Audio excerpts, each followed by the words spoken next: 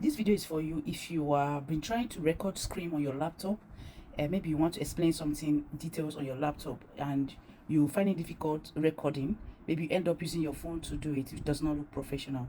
And sometimes you might even want to use a normal game bar recording, the screen recording that came with your system.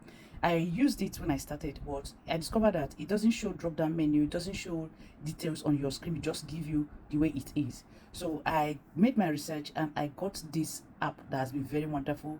It records and the volume of your data, even though it's 20 minutes, it will not still be up to 200 megabytes. But when you use that normal screen recording, the file is always very big. So watch this video to the end. I'm going to show you the app you're going to download to get your screen recording very fast and simple. All right, the name of the app is Active Presenter.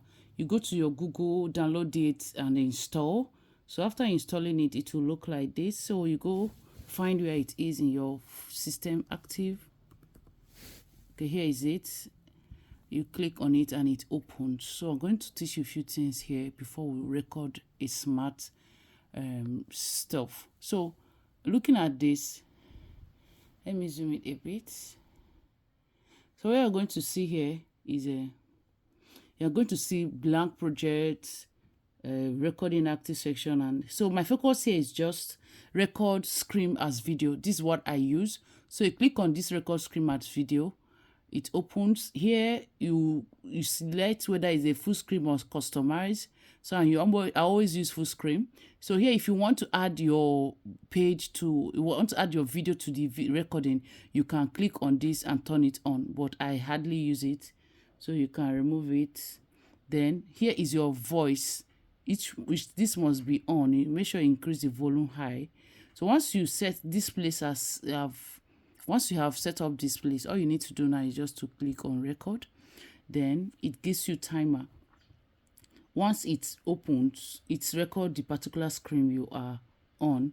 So let's assume I want to record this. So I'll talk everything I want to say about my dashboard or what I'm explaining. Once I'm done, you come here and click on pause or you end. So once you click on end, it will prompt you to see what you have done.